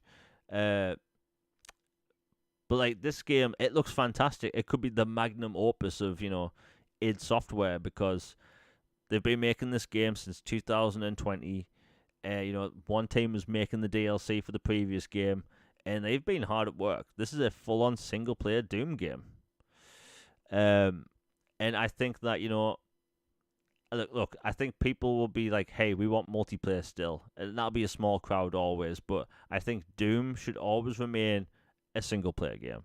Let Quake have its time, have its day with multiplayer some point in the future. You know, with all that fancy PvP stuff. But I think, honestly, as a franchise, let Quake do multiplayer as the focus, and let Doom do single player as the focus. And everything I'm seeing from the laser-winged dragon. By the way, that's a cool concept for a dragon, a laser-winged dragon, laser-winged cyber dragon. And, you know, Pacific Rim-sized robots fighting demons in hell. Genius, right? And if I remember correctly, there's people that worked on Pacific Rim that designed the robots for this game, which is super cool. Doom keeps on winning, and I'll be playing that very soon. You know, we have a super chat by, I'm going to try and not butcher this name, Ultranon Quake. Sorry if I butchered that. Picked up the Precinct on your recommendation. I'm happy to hear that. The Precinct is a weird one because it kind of came out of nowhere. You know, they've had like small teasers and trailers over the past, I want to say 8 months. It got a few delays. It was originally meant to be out in December last year. But like this game is really polished. It's a small indie game, by like 4 people or something, 4 or 5 developers, and they've made a really cool open world police game, and that's something you don't really see much. I think in the indie space, we don't see that often at all, and it's such an interesting game. I think a lot of people are going to love it, and like I said earlier in the show, if it does well, which I hope it will, I think this game can maybe get a sequel down the road, maybe full on third person, different open world city, hopefully with the same protagonist, because I like what they do. I like what they did with the story. But yeah, super cool game, and thank you for the $2, Ultra non Quake. But yeah, Fallout. I 100% think Fallout Remake is going to be announced maybe at the Xbox Game Showcase, because there's too much money to be made there. Like, if you're Microsoft back in 2024, like, can you imagine if they had Fallout 3 Remake ready to go when that TV show came out last year? That's 10 plus million copies sold. But obviously, they weren't ready. They couldn't show it off. The studio that's been making this game, allegedly, is the same one as the Oblivion remake, Oblivion remaster, Virtuos Studios. They are super talented. They clearly know what they're doing. They've also worked on a bunch of remasters in the past on a smaller scale. They made the Dark Souls remaster. They did the collection of Bioshock games, but more notably, Dune Awakening, which is a huge game. They've also been helping on Metal Gear Solid 3 Delta. And if you're a Metal Gear Solid fan, you're going to be all over that game. That game looks stupid good. They clearly know what they're doing. I suspect that, when Oblivion Shadow dropped that day, their phones were ringing off the hook, because they are clearly one of the best remake / remaster studios in the business now. So if you're a, AA or AAA game developer studio and you want a remake or remaster, they are going to be the top dogs now. I still think Night Dive Studios are the studio for, remasters. But if you want something that leans more towards the remake, yeah, those are going to be the developers you look at. And for people that don't know, and I've been talking about this every podcast for the past year, Metal Gear Solid Delta, that's a 1-to-1 remake of Metal Gear Solid 3 in every way, but the gameplay has been changed. It has full-on third-person combat, modern third-person combat. You can actually, wait for it, this is super futuristic. You can actually walk and crouch at the same time. Mind blown, right? The fact that you can do that in Metal Gear Solid 3, to me, even though that's the norm now, and you could do that in Metal Gear Solid 5, yeah, you can do that in 3 Remake. To most people listening, that doesn't seem like a big feature, but if you've played Metal Gear Solid 3 a lot, trust me, that's a big feature. It's like when you could shoot and walk at the same time in Resident Evil 4 for the very first time. That was such a big thing. But yeah, Virtuos, I 100% think they're doing the Fallout 3 remaster. They'll knock it out the park. Fallout's going to be absolutely dominant. And again, back to the TV show part, I'm happy that we can finally get TV shows that don't have 2 years in between seasons. My God, what were Hollywood thinking? It's killed off a lot of shows for me, right? We used to get Walking Dead every year. We used to get, Game of Thrones every year, big CGI dragons and stuff, but no, all of a sudden everything has to be 2 years in between seasons. Maybe I'm still salty because Silo Season 2 was 2 years in between seasons, and there's next to no CG in that show. What are they doing? Maybe I'll do a random off podcast at some point, just talking about TV and movies, but yeah. Fallout 3 Remake, it looks like it's happening. And what can I say? Fallout 3 is one of my favorite games of all time. So I'm obviously going to gush about it a lot because, again, that game came out in, 2008? It's borderline perfect in my eyes, but, the aiming isn't exactly great. In an ideal world, we will have Fallout 3 Remake with Fallout 4 aiming. If that happens, best game ever made. It really will be. But anyway, we'll move on. Let's see. For some reason, my videos keep flickering. So if it's flickering while I'm talking, please let me know in chat. YouTube has been acting up all sorts today. It's so bloody annoying. Anyway, we'll move on. So, okay, we'll talk about this quickly. So the prices of video games, it looks like that's going up. And, Microsoft, they've announced that in the future, some of their games are going to be $80.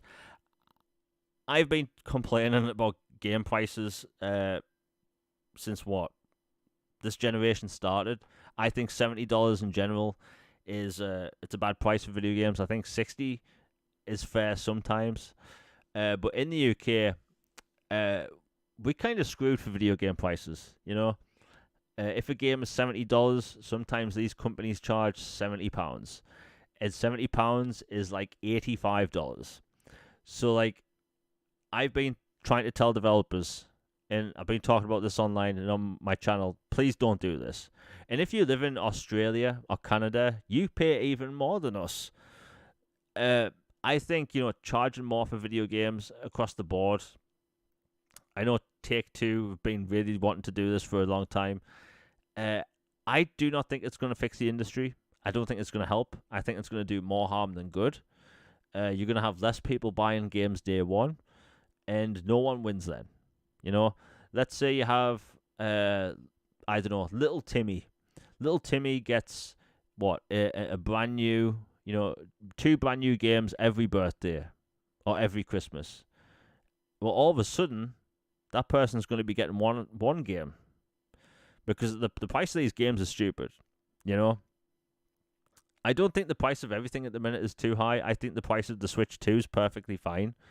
I know it differs in each country, but I think the price of the Switch 2 is perfectly fair.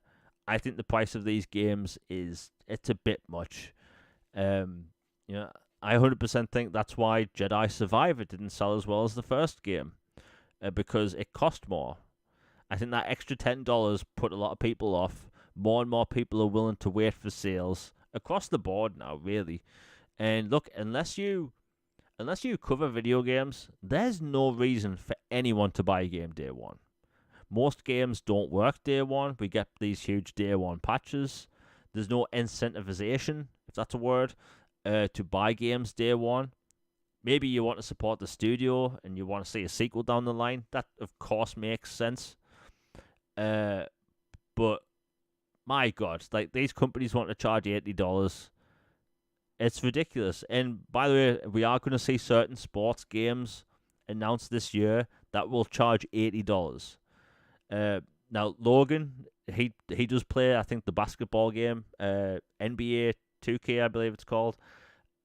These games, these sports games, they are essentially roster updates every year, right? So people are going to be paying full $80 price for a roster update.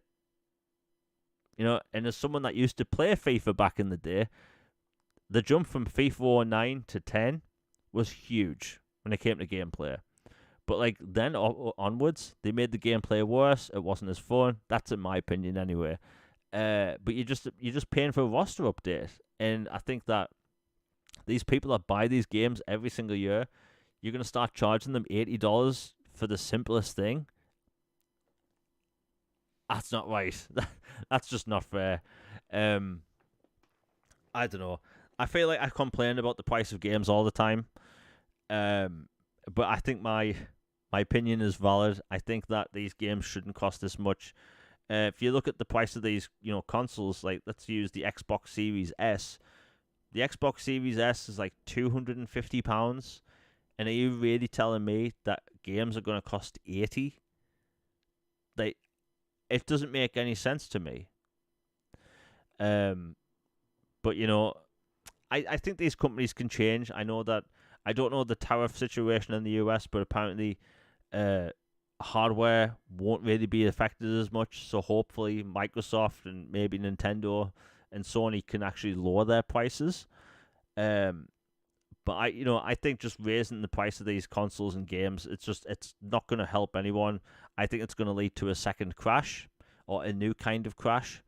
And I think, honestly, gamers shouldn't put up with it. I think gamers deserve better. We deserve better deals. And especially after, over a decade of games launching broken and having huge day one updates. Like, I will always be on the side of the consumer. It's egregious. It really is.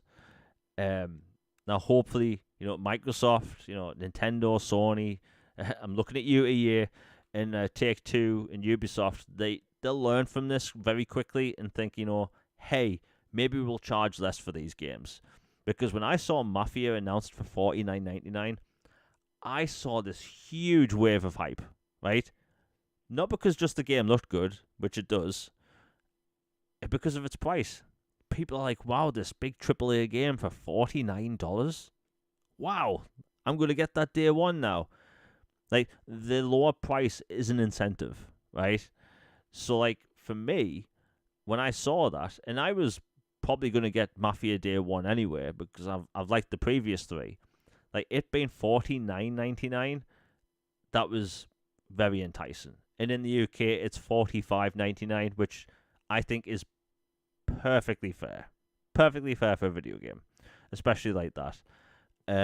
So, like, I think that maybe over the next year and a half, I think we're going to have publishers really pay attention to the lower priced games. So, games by Focus Entertainment or THQ Nordic, where they typically don't do full price $70 games. I think a lot of these publishers are going to look at the lower ones and think maybe we'll start charging less. Because, look, you are going to have less people buy these games day one if they are 80, but you're going to have considerably more people day one buying them at, let's say, $49.99. I still think $60 is too much for video games. I think $49.99 is completely fair.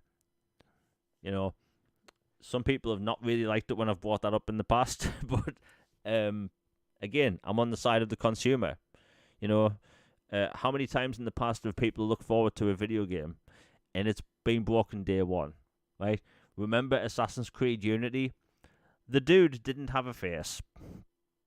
Right? And by the way, I have the collector's edition of Assassin's Creed Unity. I had more fun just looking at the collector's edition than I had with that game. And that game's beautiful. It has excellent parkour, but I thought the story was absolutely atrocious. Absolutely atrocious. Atrocious. I can't even speak now. But, like, we deserve better as consumers. And the worst part is, like, we have next-gen consoles on the way, a year, 2 years from now. How much are these consoles going to cost? How much? I think these companies want to try and push, seeing how far we will pay for these next-gen consoles. Because look at the Switch, right? I'm going to see how much the Switch costs right now in the UK. So the Switch 2, right, in the UK costs, let's see, price. Okay, so the Switch 2 in the UK is going to cost, if the bloody page stops refreshing, right, $395.99. I think that is perfectly fair. You're getting a lot of technology in such a small tablet-sized device. You get a dock with it, the controller slide thing. I don't know what you call that, but you get a lot for that price. I think that's perfectly fair. And the Switch 2 Mario Kart World Bundle is $429.99. Right? I think that's fair as well. So, like, if you're looking at the next-gen Xbox or the next-gen PlayStation, are we really looking at a reality where Microsoft and Sony are wanting to charge $700 for a new console? $800? $900? I think $500 is I think that's perfectly fine for a next-gen console. The Xbox One was $500. It came with the Kinect. The Xbox One X was at $500. The Xbox Series X was also $500. And yes, people will bring up inflation and all that stuff, but that's not my problem. I think $500 is perfectly fine. People can't blame tariffs anymore because apparently that stuff's all been sorted out, at least for now. And, people trying to push that on, video game prices as well, because if you get your games digitally, you're not paying for any international tariffs, right? Nothing's been shipped or imported, so why are you being charged more? I don't know. It's a bit funky. But yeah, apologise for ranting about price again on a weekly basis. It does seem to be a weekly thing at this point, but I just see the writing on the wall. I 100% think that there's going to be a crash in the next year, year and a half, where I don't think, games are going to stop coming out. I think that maybe we'll go through a period where less and less AAA games are coming out on the regular basis. You're going to have AA games and indie games taking, they're going to be at the forefront of the game industry, where you're going to get, the most bang for your buck. You're going to have interesting games trying something different. You have games developed by smaller teams with smaller budgets in mind, meaning they have to sell less units to actually be successful. And you won't have this situation where, hey, our game costs $300 million. It needs to be an instant success out of the gate. Otherwise, it's a failure and we have to close the studio. I think this gaming generation is kind of screwed. I think, obviously, fancy next-gen consoles a couple of years down the line, I think they're going to be fine. I think Xbox is going to be fine. No doom and gloom about. But I think, the main problem people should have with the industry at the minute is the cost of these games. The Witcher 4 is rumored to cost $400 million. $400 million. Meaning, out of the gate, that game needs to sell like 12 million copies within its first month just to start to be a success, right? So, I think, gaming, a AAA game, is on a slippery slope at the minute. Pun not intended, especially when there's, snowboarding gameplay going on. They need to be really careful, Look at Ubisoft. Ubisoft have had a ton of issues over the past, several months or year, and, they get memed and hated on all the time, but you know what? I'm going to get a lot of hate for this. I think Star Wars Outlaws is a good game. I think Avatar Frontiers of Pandora is bloody good. But Ubisoft have had issues. They've had problems in the past. We don't know what's happening with their next Assassin's Creed games. Apparently they have multiple remakes planned. And for the love of God, can we please get the ability to crouch in Assassin's Creed 4 Remake? The AAA space is very weird at the minute. Very weird. We don't know what's happening.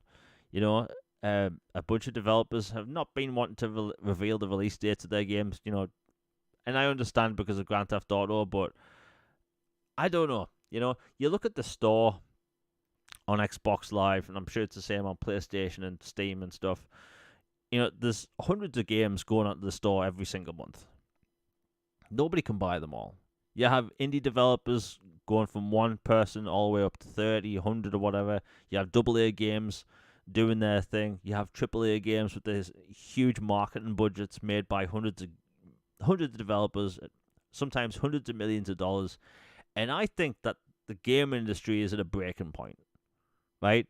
Because back in the day, we used to hear about these games that do really well out the gate, instant huge success. We'd also hear about these small underrated games that would get a lot of talk. But we would hear everything in between as well. You'd hear about Far Cry 3, I'll use as an example. Far Cry 3 is a huge budget, Ubisoft game. Do you know in the UK, they didn't really market the game? That game basically sold purely off word of mouth, right? Everyone was talking about Far Cry 3 and its really cool bow and arrow mechanics. But there was next to no marketing on TV in the UK. And they had a huge success to the point where Far Cry as a franchise fundamentally changed. If people don't remember, Far Cry 2 was a very different game, right? Your weapons could jam and break.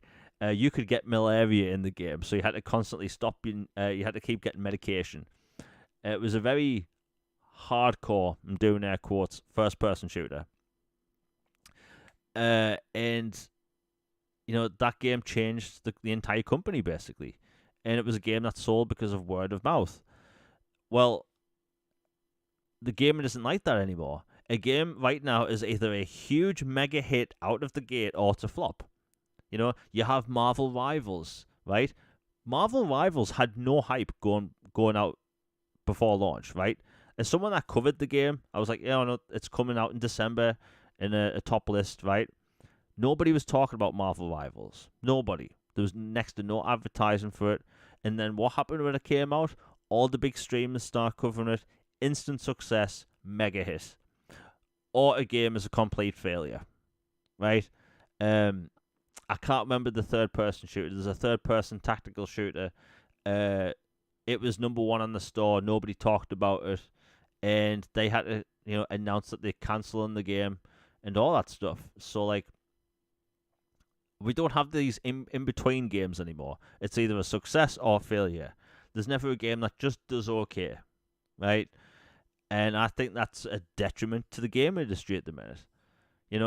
Like the same thing happens in cinema at the minute. How many times have you logged onto social media and you see people, they basically wanting a movie to fail, right? They're wanting this huge budget movie to fail, to screw the studio or whatever. Maybe they don't like one of the actors or the plot line or whatever.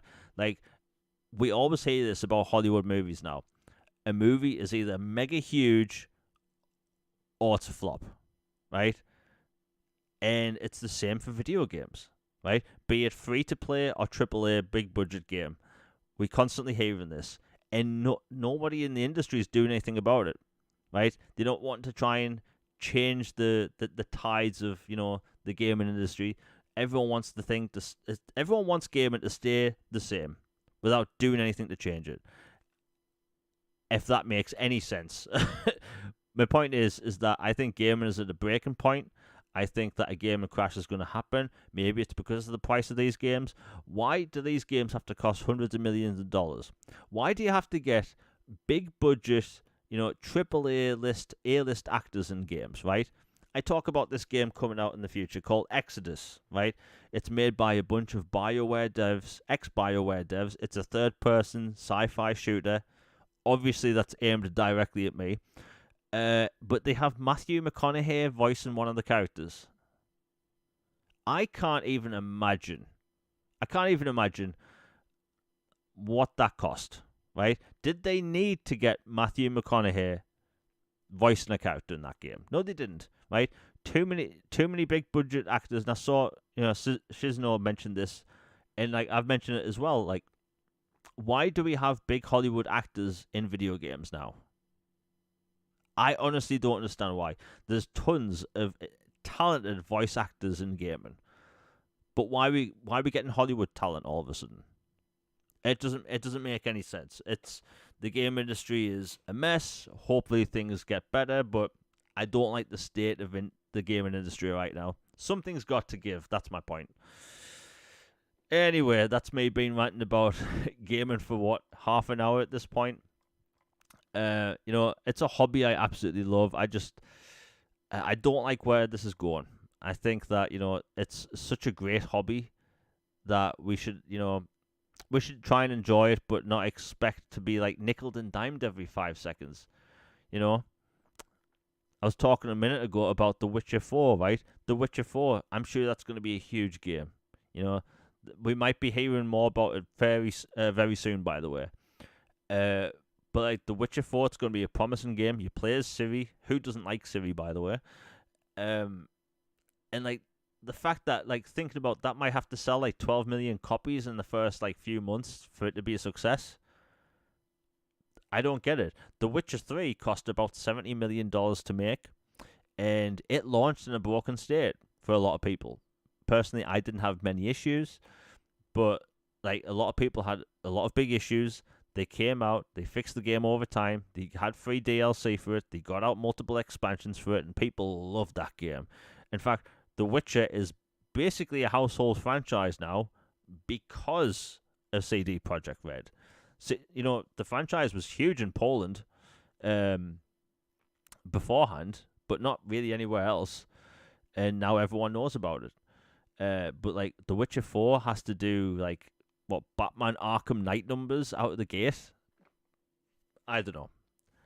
I just don't like where this industry's heading, and the writing is on the wall. This could be my tinfoil hat moment. Maybe I'm just worrying too much about it, but like, look, I see, and I'm not going to mention names, I see people, clickbait in the media, like doing the whole downfall of Xbox thing. And I think that people are just worrying about the wrong thing. Like, Xbox is going to be fine, PlayStation's going to be fine, Nintendo's going to be fine. But, like, you have things like this. You have, like, 2K, there's rumors that they want to, charge $100 for GTA. I hate the fact that I can say this. I think that they might do it, right? I think they might actually do it. Even though, like, can you imagine how many copies of GTA would be sold if, let's say, they said, "Hey, GTA 6, $50," right? Honestly, at that price, I think you've got maybe 50 million units sold in the first week. But like some of these companies, they're wanting to nickel and dime us, egregious prices, and I'm not having it.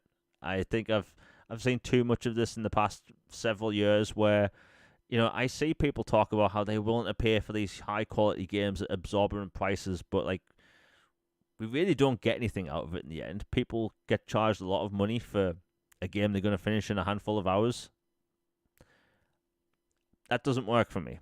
It really doesn't. But that's that. That's too much about prices. I've been talking about video game prices for like half an hour, and I apologize, but it really needed to be mentioned. Now I'll talk about this. The clickbait media in the gaming space. We see it all the time. I don't do clickbait on the channel. At least I try not to. I think, people see a negative story about something they don't like. They click on it. Maybe you're an Xbox fan seeing negative Xbox clickbait and you want to see what's being read. Maybe you're a PlayStation guy that wants to see people crap on Xbox and vice versa. It happens on all sides, really. People really need to stop giving these, channels, these, articles their clicks, because it all works. It's all in the algorithm.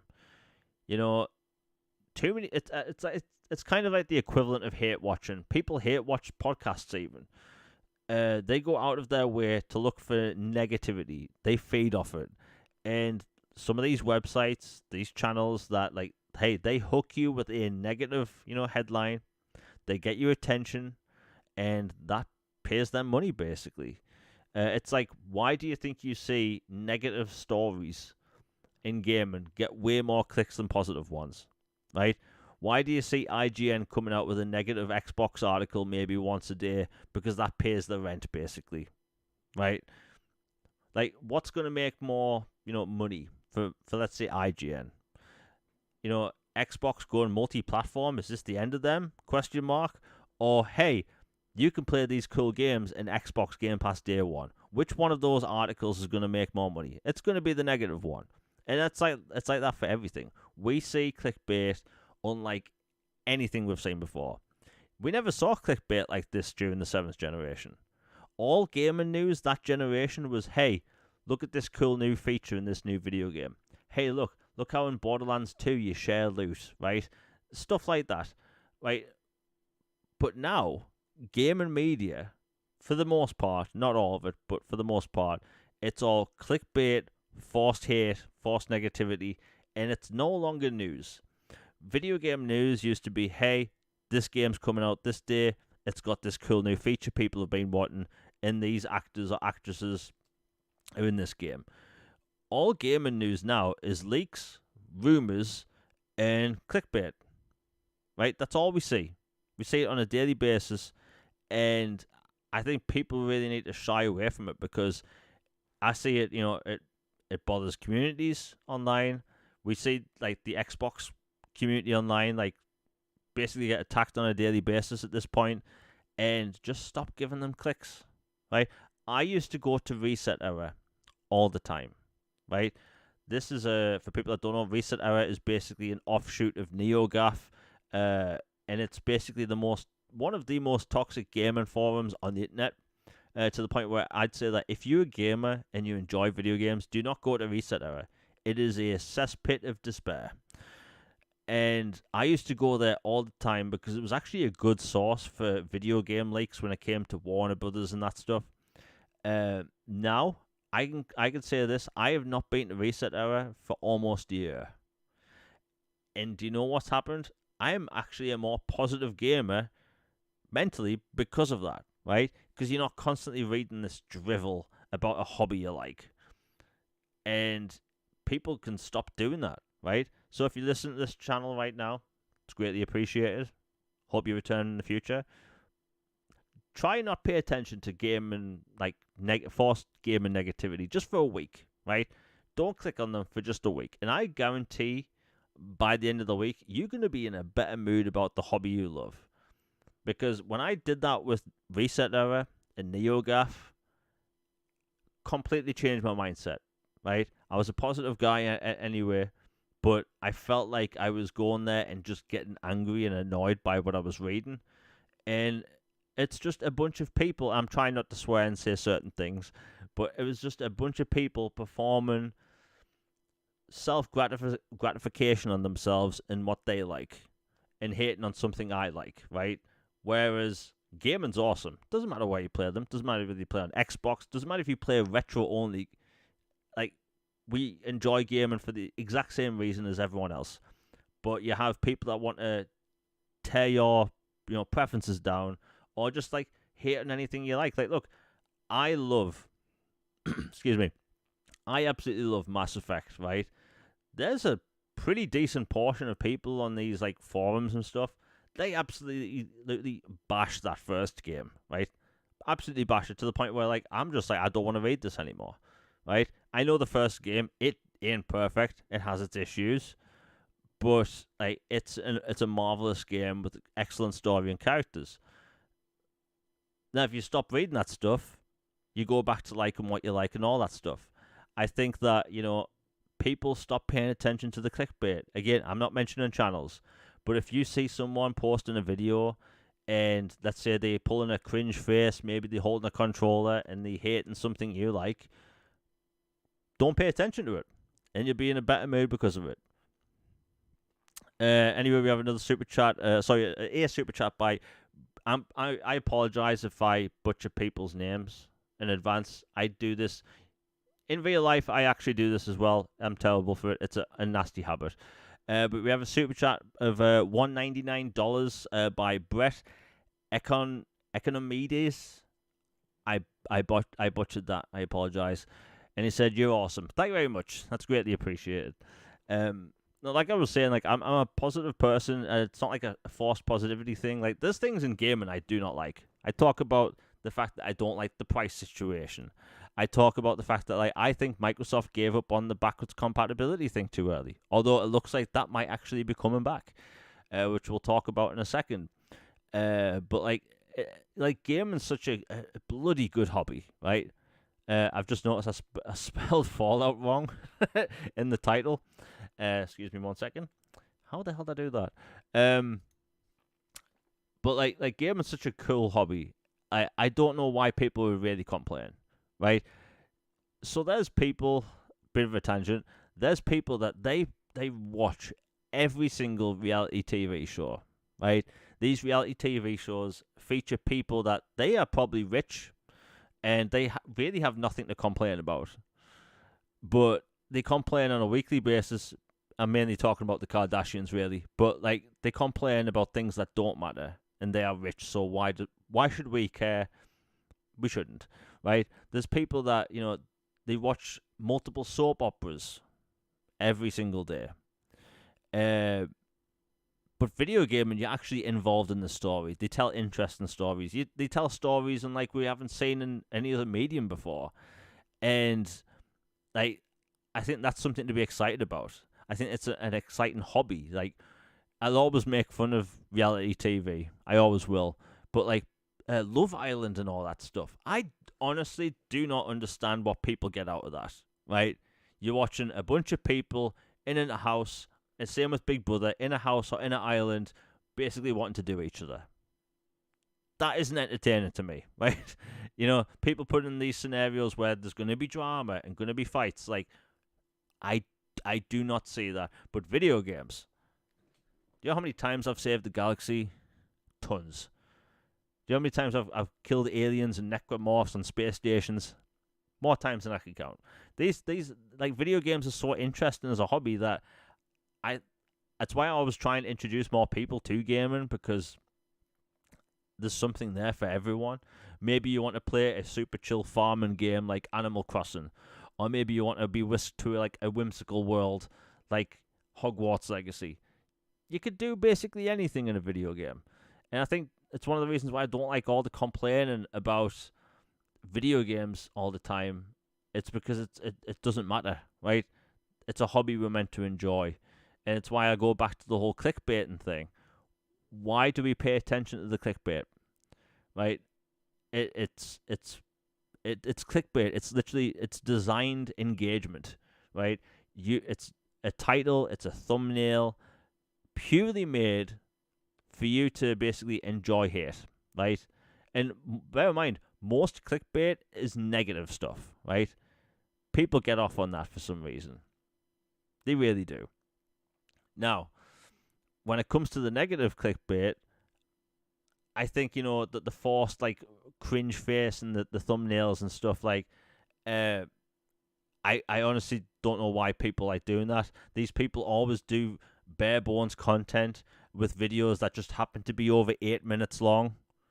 If people don't know, it's because people make more money that way. But, like, if you see a really strange, cringe topic and it's over 8 minutes long, you'll see a lot of Grand Theft Auto clickbait that way.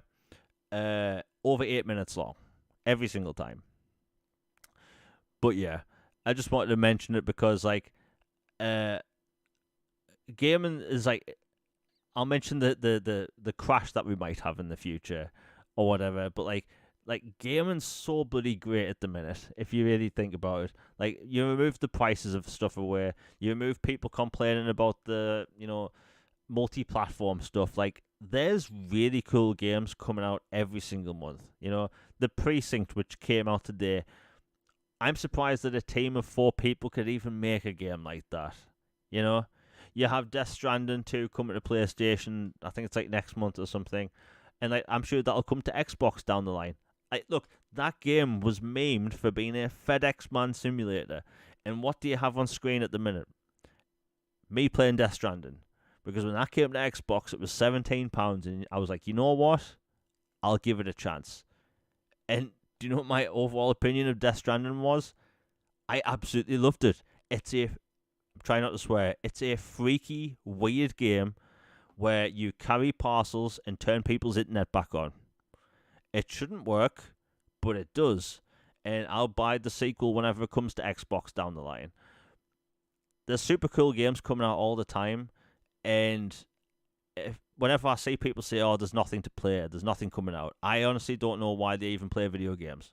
Because there's so many different unique games coming out all the time. You have Expedition 33, which is a French-made JRPG. Like, for some reason, French studios are making JRPGs a lot. I'm not complaining. They clearly can cook. For people who want to know, there's a JRPG that launched about 2 years ago called Edge of Eternity. It's a French studio made a JRPG, and it is excellent. It's a sci-fi, fantasy JRPG. It shouldn't work. You ride around on this giant cat. It is what it is, and it just works. Gaming's exciting at the minute, even if you push away all the negative stuff. What can I say? Anyway, I want to say everyone in chat has been amazing. Sorry it's been a solo show this week. Again, Logan couldn't make it. He has family stuff going on. It can't be helped. We'll be back at the same time next week. Now, the link to my previous video is in the description down below. 20 biggest new games coming to Xbox in May 2025. Literally 20 games there. Ranging from JRPGs, first-person shooters, third-person shooters, racing games. Basically every genre you can think of, I have in that video. And most of those games are still yet to release. It was a big video, took a long time to put together. Unfortunately, YouTube's algorithm isn't doing it any favors. I did get out the video late though, unfortunately. It is what it is. But anyway, the link to that is in the description down below. We'll be back for a new episode next week, same time. If anything, I might actually try and get the show to go half an hour earlier, so it might be at 5:30 Eastern next week. I'll update people about that on social media. Again, everyone in chat has been awesome. I'll say this again.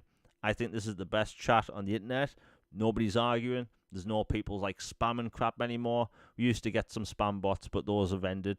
But everyone is always so awesome. Anyway, see you next week. Hope you all have a fantastic day. And also, thank you for the super chats and birthday messages. Anyway, I'm out, everybody. Peace.